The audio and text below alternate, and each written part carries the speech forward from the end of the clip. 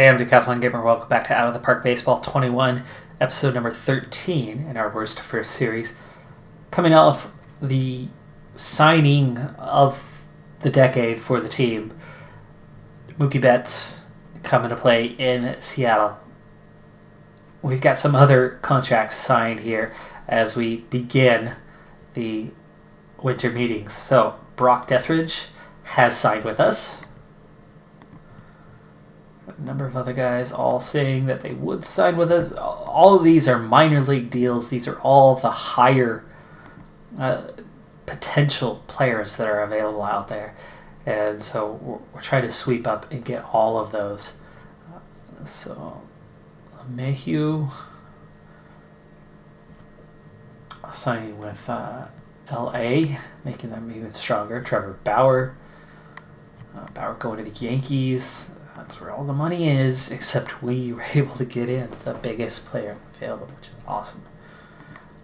Okay, De Los Santos, Haithman, Vicente, Zabala, Hernandez, Hudson, Geraldo, Gross, almost all of these guys. Okay, Sheffield, there's news here. Thanks for your recent offer. My contract with Seattle. I've reviewed the depth of the organization, particularly the players at my position, and I just don't think it's in my best interest to sign. I'm confident I'll be able to get a major league offer elsewhere. Okay. As far as I know, he didn't just up and sign with somebody, though, right? And Dick.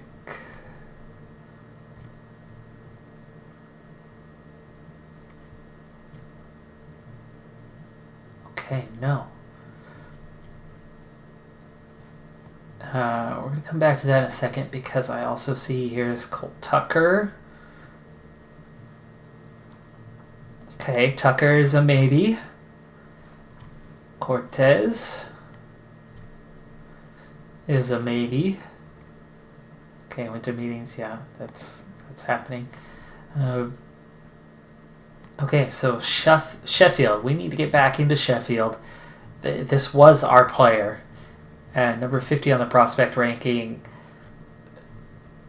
Not super elite, but enough that somebody we want to bring back in. So let's try again on our contract.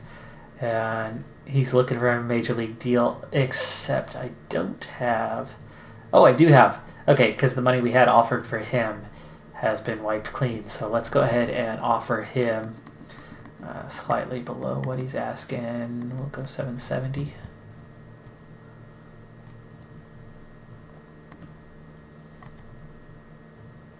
Okay, now he's asking for more than what he was asking.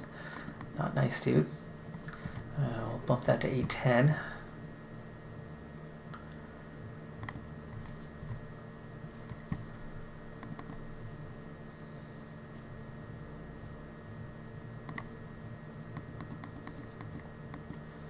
We'll go $850. He's not happy. Maybe $870. And not interested. Okay. Unfortunate that we lost him, but big scheme of things, not too worried about it. Looked like he wasn't high on the potential side. I think he's pretty limited, so... Ooh, cancel. I want to see winter meetings. What do we have? Usually baseball winter meetings are godsend to a Gabby baseball media hungry for rumors, intrigue, and talk of a brighter day. Free agents will meet with prospective clubs. Fraternity managers will gather in little clusters, assessing the past season, while GMs sit in their own little covens, concocting intricate potions in the hope that they will be able to pull off a magical trade before the meetings close in 3 days. It's also a reminder for teams to set their ticket prices for next season. Prices cannot change after season tickets go on sale at the end of the winter meetings. All right. Tickets. Get your tickets. Before we get our TikTok tickets, we're going to have a little splash into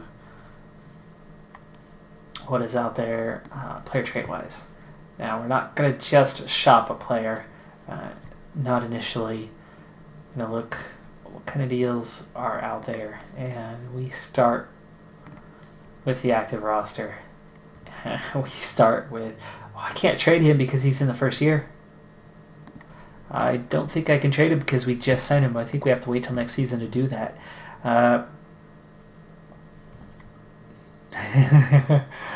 Okay, it's a perfect place for him to go. I don't think I can sign him, can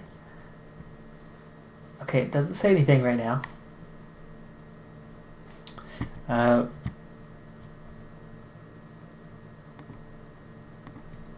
Okay, that's all their prospects. Could probably get 5 of these guys here with the high potential, to be honest with you. But maybe not. Maybe not. Oh, they have 35 right now. What? Cody Bellinger. Okay. You gotta be kidding me.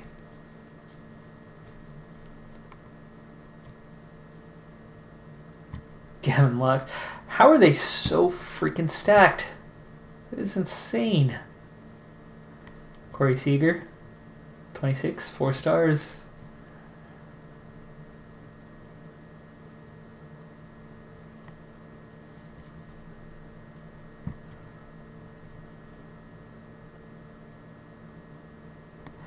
Let's start here.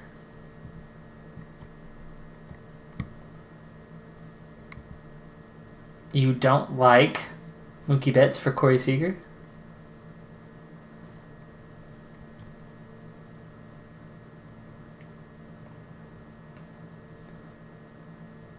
That's a little strange. Straight swap Betts for Seager. And they don't like that deal? Very confused by that. Other than that they have Bellinger. So that could be taken into account. In which case we might need to be looking at a team other than the Dodgers. But I'm trying to look National League. So maybe Philadelphia.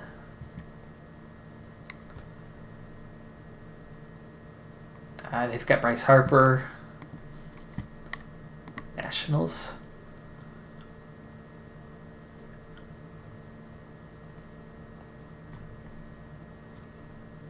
Okay, they don't have... They got Robles, but...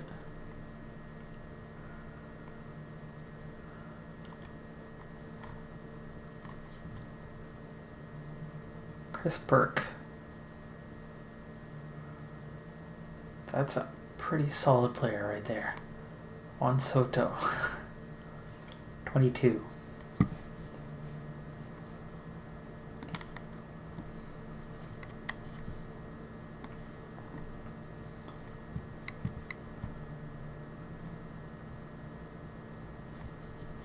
Okay, minus 2 million. It's easily fixed with something like this, right? This offer is an insult. It's the money. I'm not a big fan of the money, but I mean, look what I can get in return for Mookie Betts just by getting in and outbidding everybody else.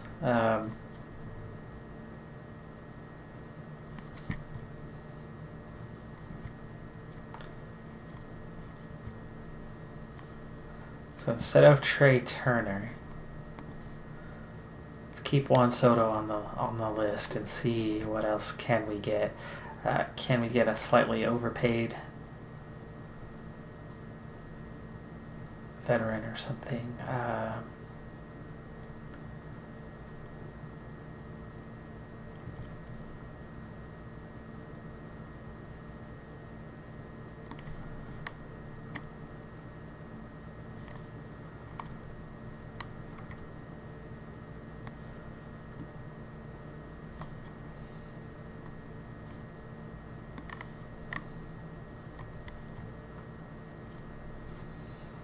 Alright. So I think it's the Juan Soto part. A little too good, but after that you have Chris Burke.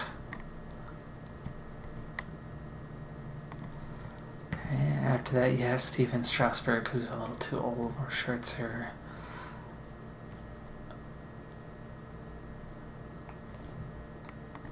So we start over, and I don't know how we're going to get the money we need out of the Nationals. They've got $21 million in space. I mean, come on, that should be enough.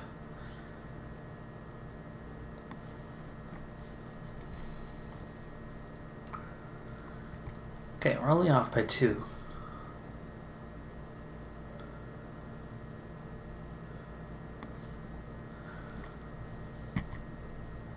You're already going with a joke?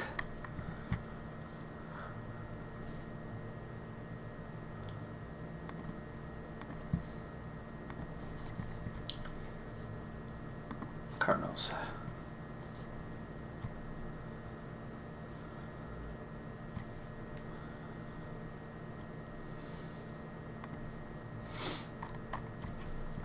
I think we can get a lot back without breaking the bank. They have money.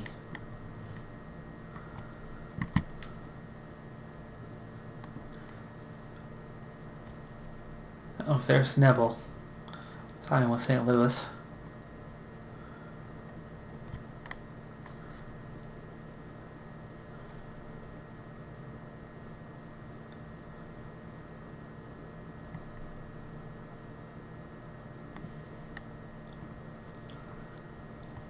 Okay, already, look what we're doing. We could save $20 million on the current season, right? And a whole lot more down the road. Now they get Mookie Betts, big upgrade, but we get a pretty solid shortstop. Major downgrade, though. I mean, obviously, major downgrade. So, what I really need, though, is prospects. So, what kind of prospects do you have to throw in?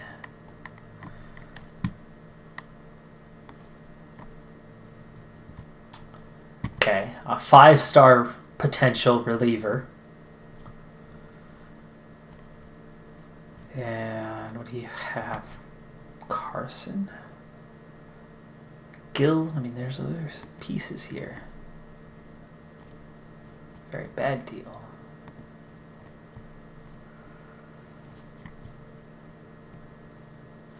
Okay, it's the 2-star part. About a 3-star. Ooh, I like your proposal. Okay, so a shortstop who could start right away. Now, here's the thing about moving Mookie Betts. Okay. Fantastic player. Really helps the team. Really helps the team. But baseball's not a one-man sport. And to afford a player like Mookie Betts, either it takes everything you've got and you're going to really struggle to keep other players around, or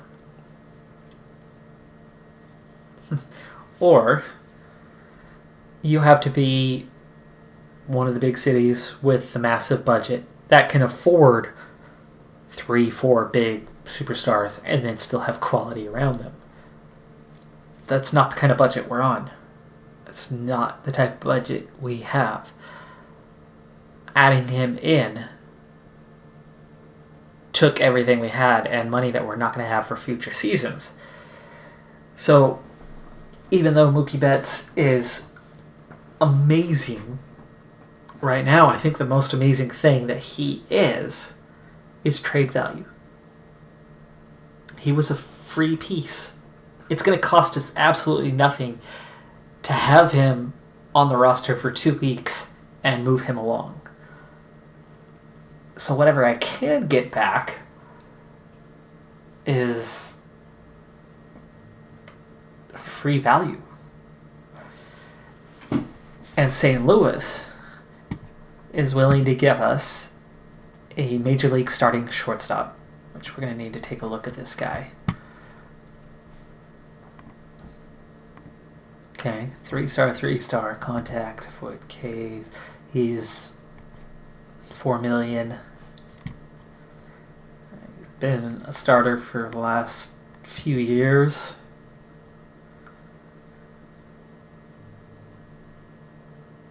Not hitting fantastic.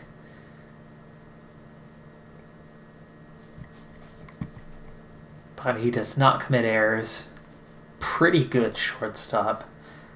Definite upgrade on what we have.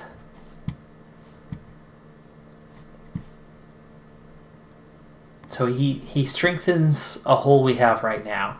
And he was, 27? And then we're getting 2 really good prospects. It's a reliever, but 5 stars. So, I mean, this is a guy who can easily be a closer for you. And he's already got a couple years experience. He had a 2.0 ERA this last season. He only played 11 games, but it was 9 innings. But still.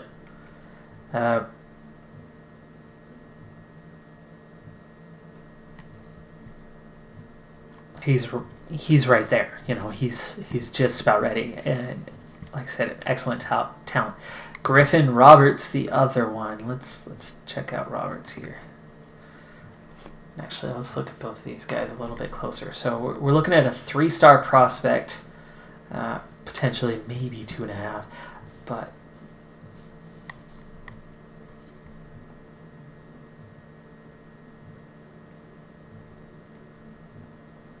I think we're looking at a pretty good piece here. So we're looking at 2 definite major leaguers and 1 potential quality major leaguer for nothing. Or do we hang on to Mookie Betts and sell more tickets? Let's look at something here. We can go back. Well, hold on. Let me go back here, and then we'll come back to it. Front office. Fan interest did go up, but not by that much. Didn't go up by that much. I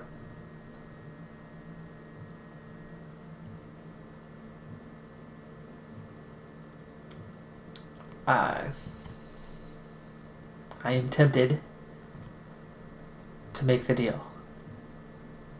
Because I don't think we can afford to keep Mookie Betts. We can afford him for 1 season, but we have 0 room for movement. It took every penny we had to get him to sign. I think we're better moving the cash along and getting some quality in return. Because we are getting better. It's not Mookie Betts better, but we are getting better at adding prospects. And it's not going to cost us anything.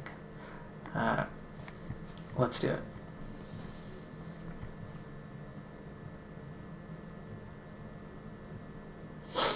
Let's see if we can add in another piece while we're here. Can we add in anything else? Like a 20-year-old right fielder. And they still like it. More prospects. How about another 23-year-old starting? Can't quite. Okay. 18-year-old closer. Oh, here's another.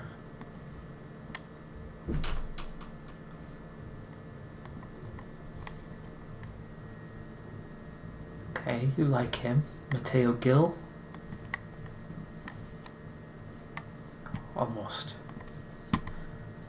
Let's try the closer.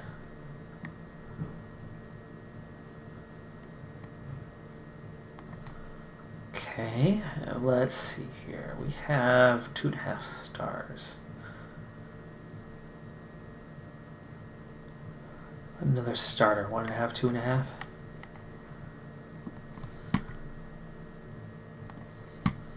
Okay, it can't be him.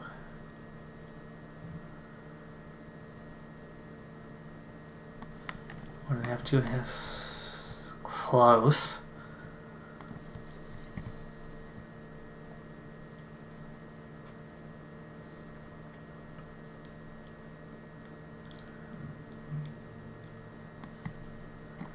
Fletcher, almost.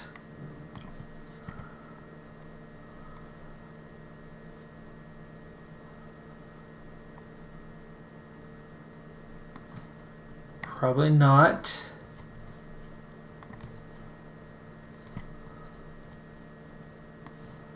Gorby.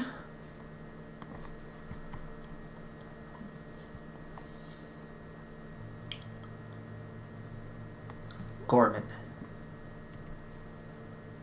You like Gorman. Machado. So close. Nunez.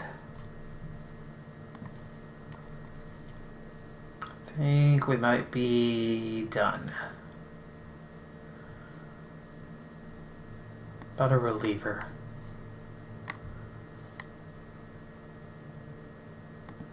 Oh, he's already in the lineup. Hey, I clicked on Sanchez, I thought.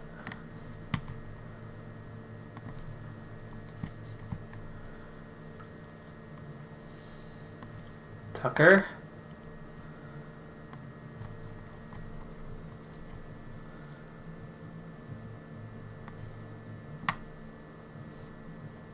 Yeah, we're down to 2 stars. Okay. We got 4 pieces. We're going to do it. We're going to do it because this is going to open us right back up. We're going to go from 1.4 million left to 20.7.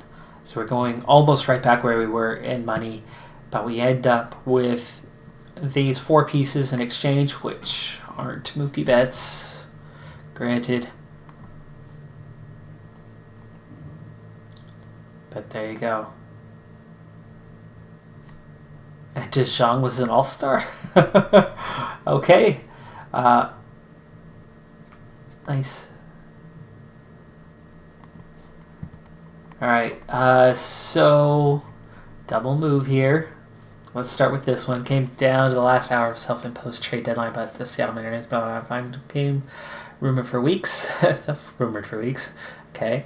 Trade 28-year-old Mookie Betts to St. Louis to swap for 27-year-old Chung, 23-year-old Fernandez, 24-year-old Roberts, and 20-year-old Sean Torres. Both GMs seem relieved that the deal has been completed, with one stating, "We had to set a deadline to get it done. Players are expected to report to their new teams by tomorrow." I'm sorry to see Betts go, but I'm actually quite pleased with what we've got, just because the money, the 40 million bets, that gets hard to move. It gets hard to move real quick. This first year of that deal was really, really important. Okay, let's start with the bad news. Fans are shocked that we did not keep Mookie Betts on the team. Overall fan interest almost crashed.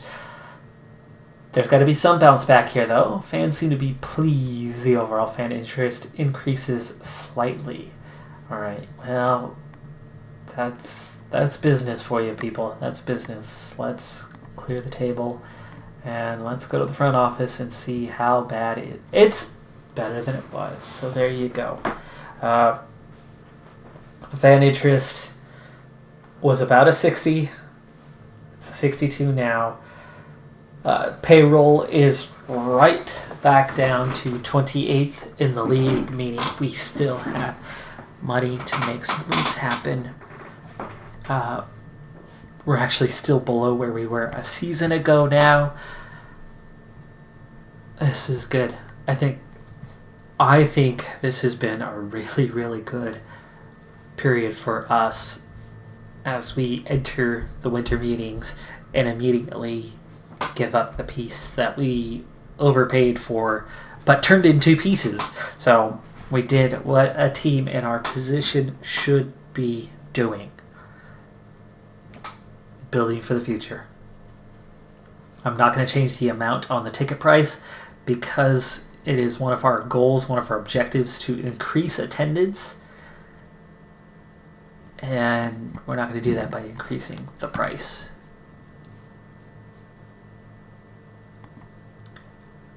Now, let's jump back in there. Now, see, here's the thing. Now we could go out and sign James Paxton. He's 32. He's 32. Asaka was 31. I'm just looking at starters. All of these guys. Oh, Justice Sheffield. Sheffield. Oh, come on. That's what we've got. That's what's out there, huh? Oh, and he's ticked, right? He doesn't want to deal with us. We should have paid him. But that was before the Mets deal. Should have paid him. Damn. I need to do something at this. And there's Cortez. Cortez is still a maybe on our list.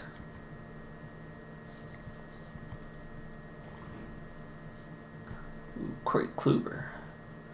Let's see, why are you... Oh, you're suspended for 6 games. Oh, no. What did you do, Kluber? Garrett Richards. Certainly cheaper.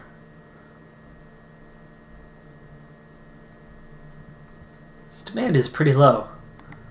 Garrett Richards. Better than average stuff. He's got good stuff. And we like him. And we think he's exactly the same as everybody else does. 4.29 ERA this last year. 7-5. 121 innings. It's not a lot. 1.5 whip. It's not great. He's definitely better than the guys we have, though. He is so better than... But he's fragile. He is fragile. But $4 million is cheap for a quality pitcher who we could probably do what we just did. Trade him for somebody who's not fragile. Sign a couple of these guys and turn around and trade them. And especially because they're cheap. 3-year, $4 million. Player option for the 3rd year. 3.5. 3.7. 3.9. Okay, now all of a sudden you want a 1-year deal?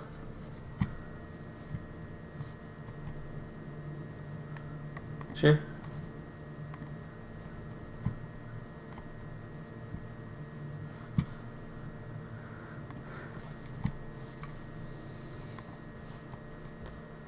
Why not? Archer, how long are you going to be out?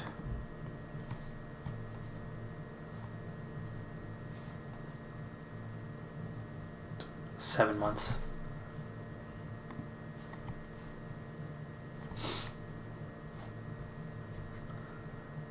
I'd go for Hasegawa, but the demands are a bit high. Kluber's not that high. Looking around here, right? We really should have gone for Sheffield.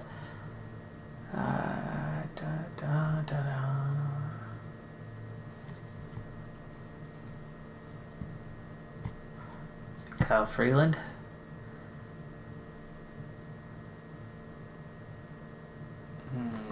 Looks like he doesn't have very good stuff. No. Move forward, weak.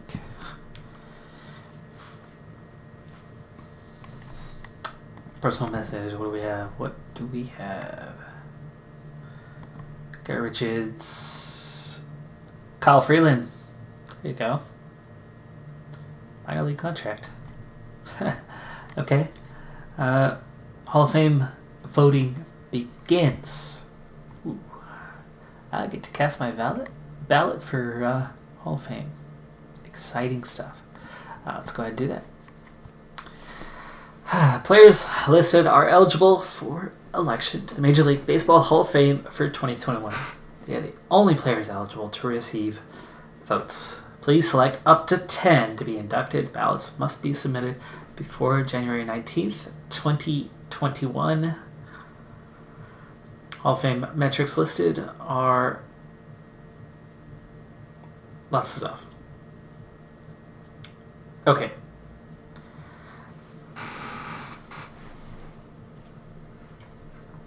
So, what are we looking at? Bobby Abreu.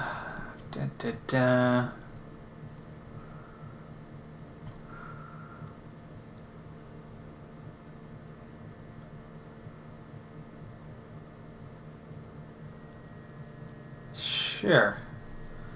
Not sure about those. I don't think Abreu is a Hall of Famer. I mean, he only even made the All-Stars twice. Definitely not Alvarez.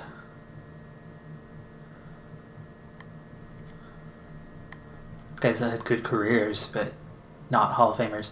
Now, here's the thing. Barry Bonds. Did I talk about Barry Bonds before? I might have. Thing about Barry Bonds is he was already the best player in baseball. And then Mark McGwire and Sammy Sosa had that crazy, insane year where they were terrible baseball players in most respects. Neither one of them were good in the field. Neither one of them ran the bases well. Neither one of them hit necessarily well. But they hit the ball long and hard. And they were neck and neck, and they were both chasing the home run record. Meanwhile, Bonds was having by far the best season of anybody in baseball. By far. And one of the best seasons that anybody's had in baseball. In decades, centuries. All the attention was on McGwire and Sosa. All of it. And both of them were freaking melons. They were so juiced. The next year, Bonds showed up to spring training looking like those two and started hitting the long ball. And then he started getting all the attention. Going along with everything else that he already did so well. Now, he hit the long ball plenty before that, but not to record paces. He was late in his career when he started juicing. Very late in his career.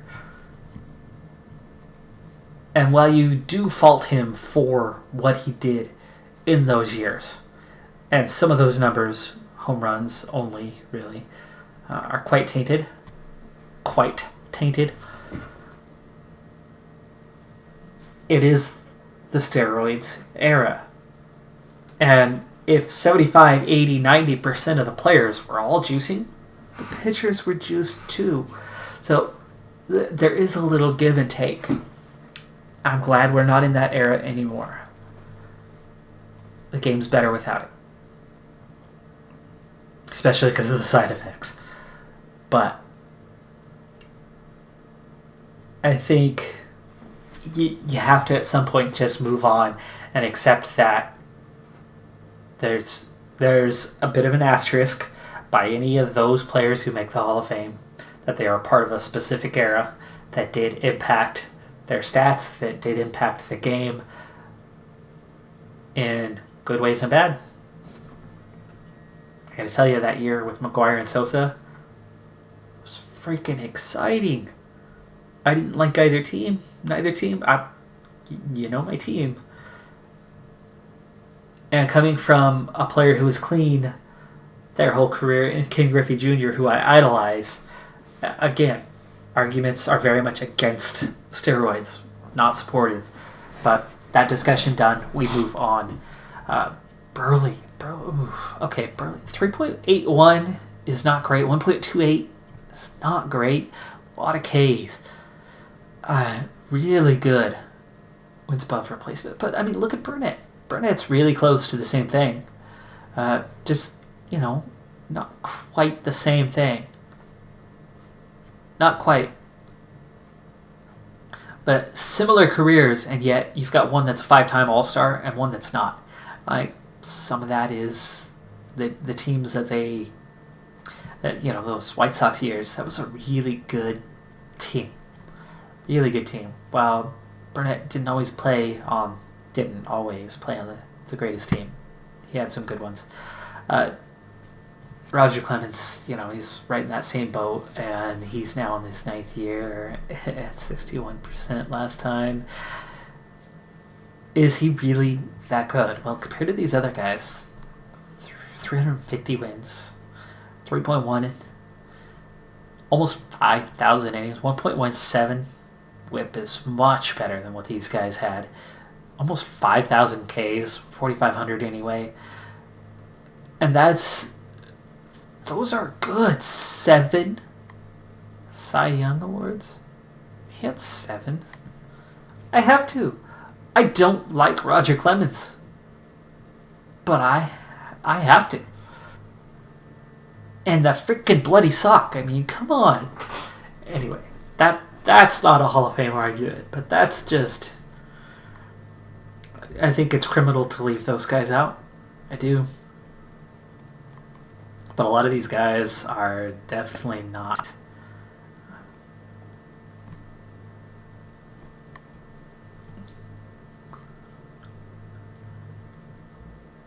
Franco, no. Garcia! Hey, there's a Mariner for you. He was pretty good when he was with the Mariners, but definitely not even in the argument for Hall of Fame. I think Andrew Jones is the first one that I'm going to be taking a look at. Todd Helton. I'm very much not a Todd Helton fanboy. Good player. Solid player. Great career. But Hall of Fame? No. Not for me. And this is why. Adjust for ballpark. Adjust for ballpark. He is what he is because of where he played. Without that ballpark, he was just a good player. With that ballpark, he was a very good player. For me, end of discussion. Hunter really wasn't that great.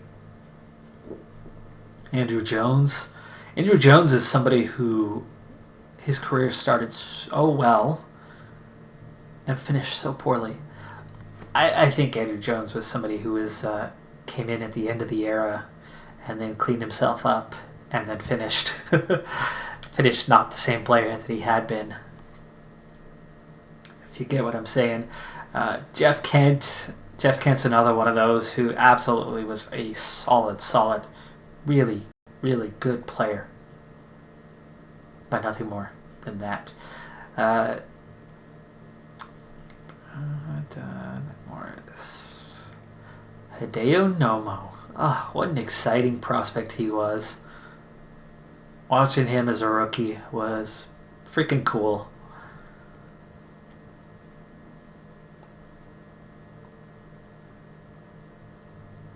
Andy Pettit. Nope, not somebody I'm on board with. If he didn't play in New York for most of his career, he would have been very average ho-hum. Just, long, solid career, but nothing more. Oh, Manny Ramirez. Oh, he's only at 28% last year. 12-time All-Star. That's another one of those players that you always wondered about how tainted he was. I'm not sure if he was ever named or not. I think he might have been. I'm not sure. 555 homers.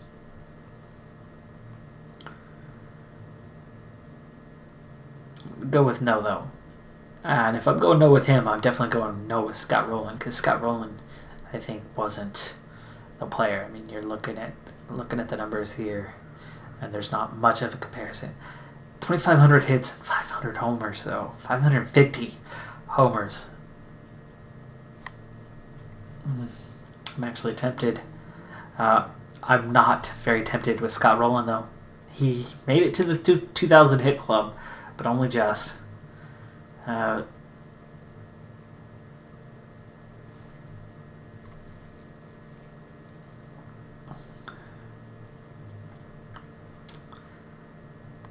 I only have 2 guys in right now, so I'm more reluctant on Manny Ramirez. I think those guys are more of a slam dunk by far, and we could always remove him, especially if I get down the list and have less, but clearly I haven't selected that many. I'm staying far away from my 10, but I don't believe that you need to select 10 at all. Kurt Schilling is another one to argue for and against. He's already had his 9th. This is his last year, right?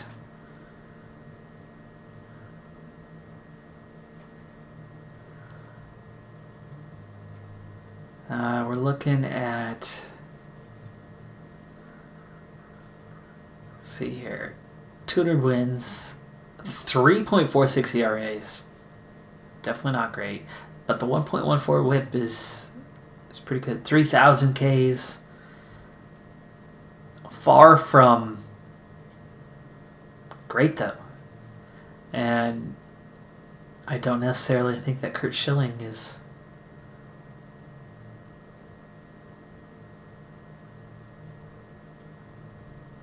a Hall of Famer. Just like Sheffield. Sheffield had a really good career and he's close, but I don't think he's in.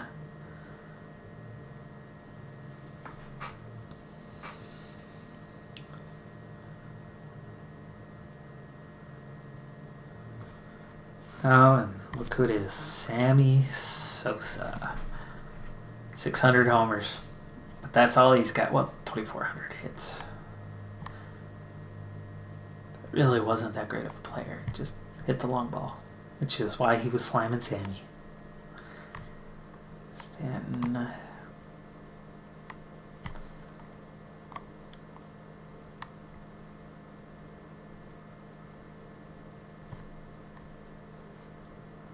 Omar Vizquel. Omar Vizquel is somebody you consider in a different way, in a different light. And he's done pretty well. I mean, he's got half of the support. He's one of the best defenders of all time. Fantastic glove. There's a reason why he has 11 great gold gloves. Or just 11 gold gloves. 1,400 runs, 950 RBI. I mean, that's like, those could be higher. Wins above replacement was good, but not great. I mean, that's a whole career. That's a long career. It's a lot of seasons. But he is absolutely one of those no-doubters who definitely did not juice in an era of guys who juiced all around him. If he would have reached 3,000 hits, I think he's a Hall of Famer. Because it takes more than just being an excellent defender. Right? You got to be able to do something with the bat. We measure it more on the bat than we ever have on the glove. And if he's in the 3,000 hit club, I think that glove puts him in the Hall of Fame. That was a really long career to get to 2,800 hits. Really long career. But a 272 career average isn't great. And he certainly didn't hit the ball a long ways. I think he's maybe my closest. I mean, he's neck and neck with Manny Ramirez and Schilling. I think those two are so close, but I'm going to go with no. There's my votes.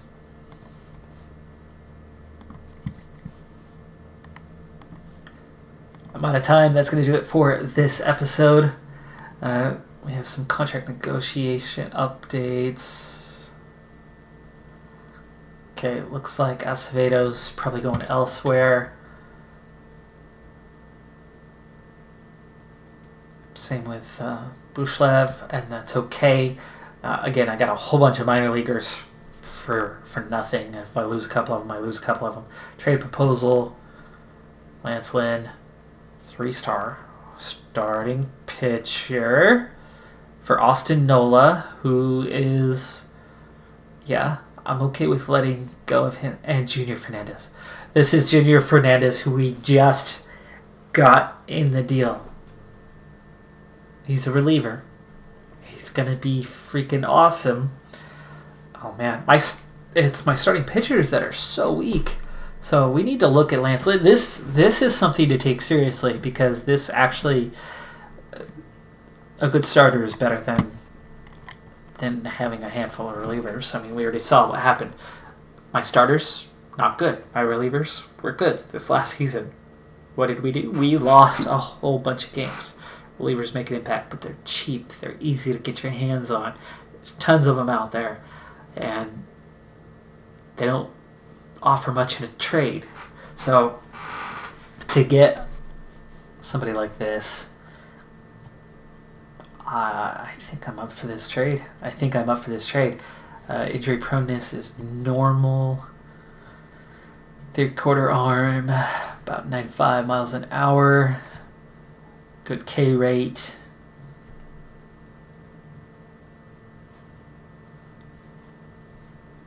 His whips bounced around a little bit, and it's been a little high, but he started 30-plus games the last 2 years. E-Ray is pretty solid. This is better than what I have. But he's 33. Okay. We're building for the future, right? 23-year-old super talent. I'm totally okay with the Nola trade, and I'm okay with giving up a reliever. If Lance Lynn was younger, I'd be up for this deal.